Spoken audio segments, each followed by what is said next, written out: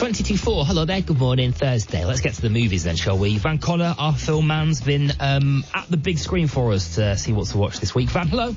Hey, how's it going, Darryl?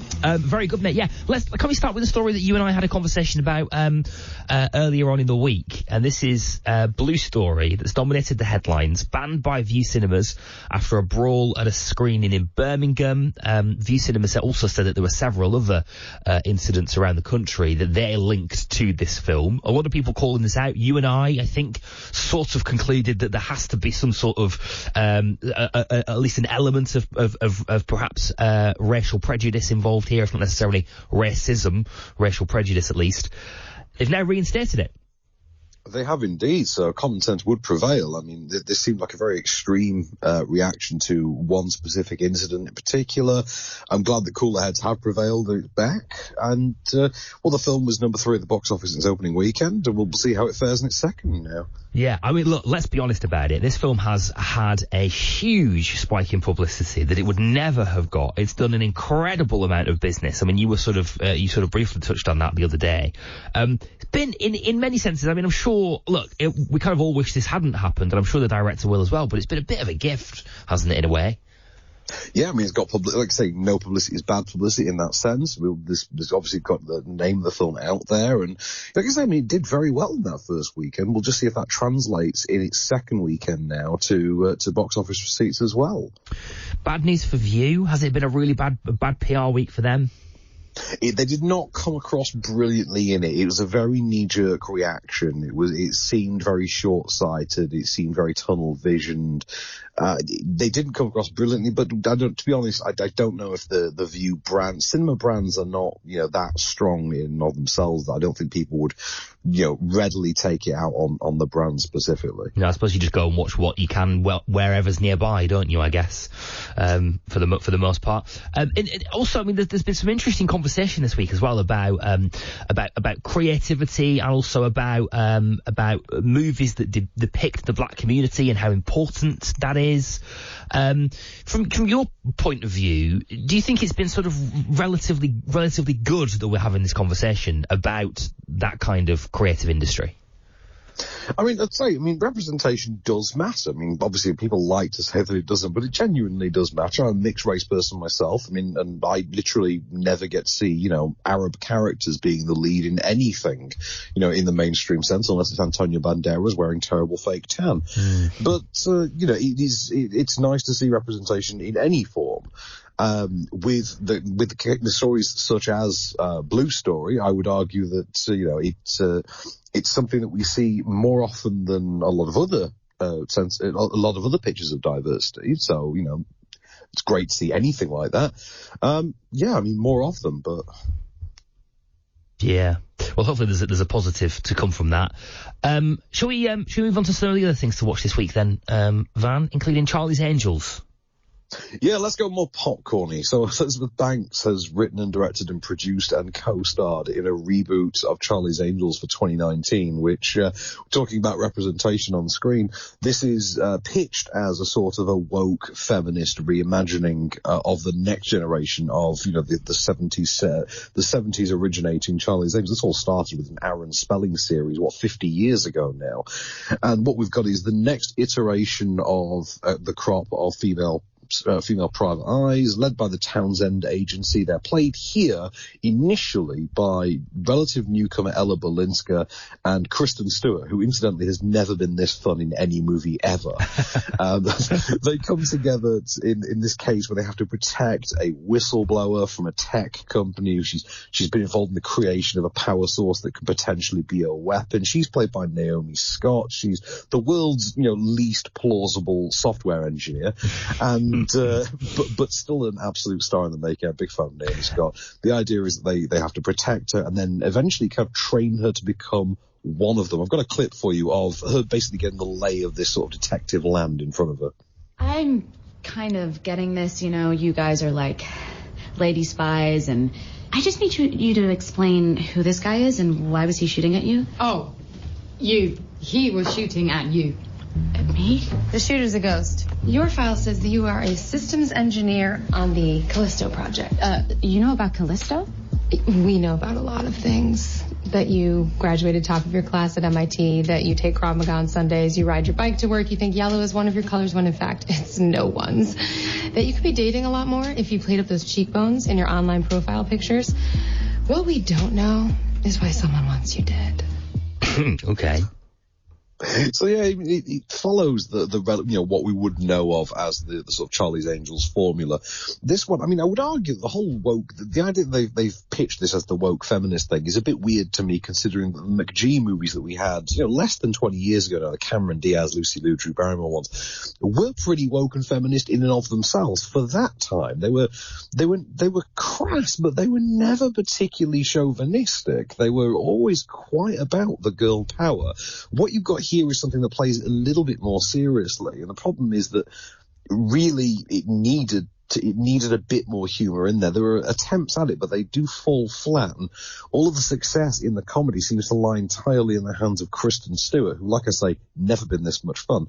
Although I'm a big fan of Ella Balinska, and I think she's got an absolute star-making turn here. I was blown away by her.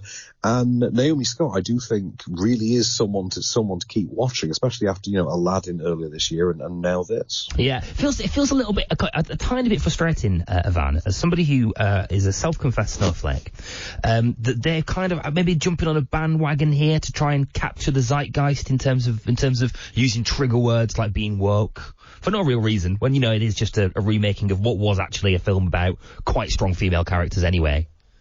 Well, I mean, that's the thing. I mean, I would argue, though, in this case, why not? I mean, if there is a property to do that with, this is absolutely the one to do it with. And I'm a fan of the franchise. I'm very glad to see it back. As a fan of the series, I'm even happier that what they've done cleverly with this one is actually taken all of the nearly all of the pre-existing Charlie's Angels stuff, and basically written it into this sort of shared universe whereby they've all existed. They are just all different crops of angels. The angels are now like a franchise, like the Men in Black, where there's just a branch in every city.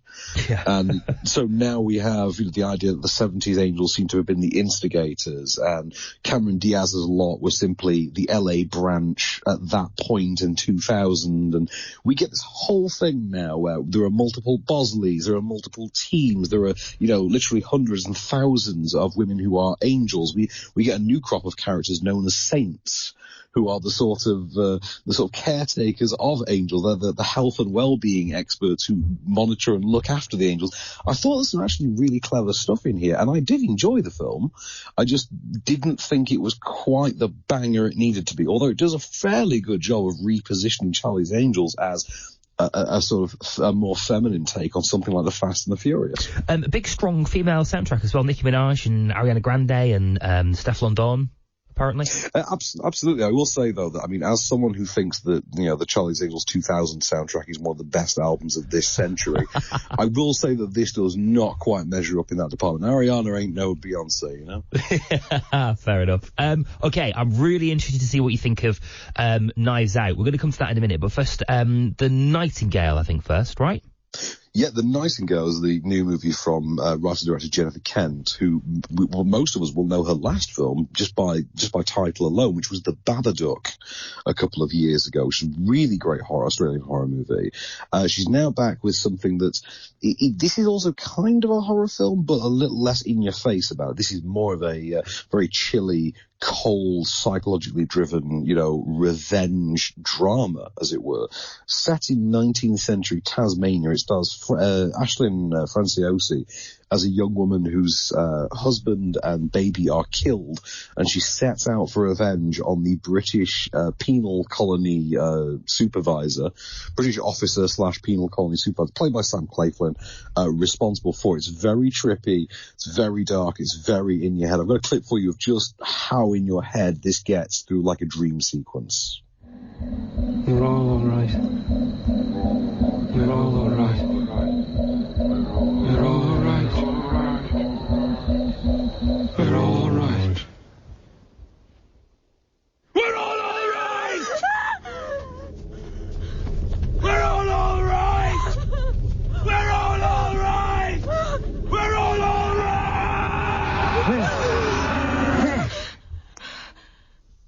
Blimey, I'm a bit trippy. A little bit. It reminded me at times of the recent Nicolas Cage movie Mandy, which is a very psychedelic, a much more psychedelic thing, but similarly pitched in a way. But that central performance by Ashley Franciosi is absolutely terrific. Just an absolute belter of a performance. Sam Claflin, who's also in Charlie's Angels, incidentally, just makes for a great villain here, and he's really going for the pure salivating, spittle flying out the mouth, scenery chewing, monster of a man, and he does it incredibly well. But of course, the real star is Jennifer Kent, because this thing is all about atmosphere, and I haven't felt this physically cold during a movie since The Revenant, or before that, maybe Ravenous in like 1999. And also, like, this is set right in the heart of a really big piece of military and political history, isn't it, Van? Has it done it justice?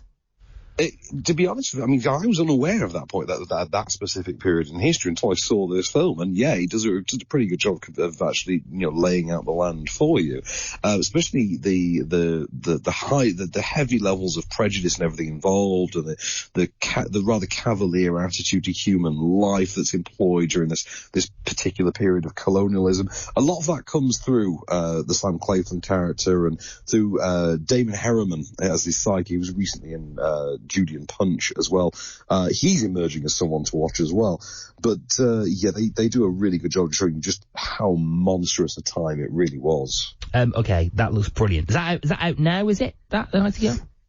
So that, like all of our films tonight, these are all Friday this week releases. Friday, great. I'm really intrigued to see what you think of this next one, Knives Out. In a rare move for me, Van, I went to a screening a week or two ago and saw Knives Out. Fascinated to see what you think about it. So this is Daniel Craig and a really decent cast, actually. Jamie Lee Curtis and Chris Evans in a new murder mystery. Yeah, indeed. So this is pitched actually as the first of a series of films. So the idea that we've got is that we're going to get a series of murder mysteries involving this private investigator character played by Daniel Craig, as I think his name is Benoit Blanc, and he is he sounds like Foghorn Leghorn, but a suited man who's a private eye, sounds like Foghorn Leghorn, played by Daniel Craig, who simply shows up as the PI investigating, in this particular case, the suspicious death of a multi-millionaire murder mystery novelist, and it's then a question of which one of his variously selfish family has been responsible for it. So in fact, it's the obvious question: who done it? And we've got a clip for you of them all turning up allegedly for the wake, but really more for the will reading. Thank you all for getting together like this. It isn't legally necessary, but I thought because you're all in town and some of you are leaving soon. Excuse me. I'm sorry. Ladies and gentlemen, I would like to gently request that you all stay in town until the investigation is completed. Well, he's gently requesting, but I'm going to have to make that an order. No one move until we figure this all out. What? Can we ask why? Has something changed? No. No, it hasn't changed, or no, we can't ask? Mr. Stevens, you may continue.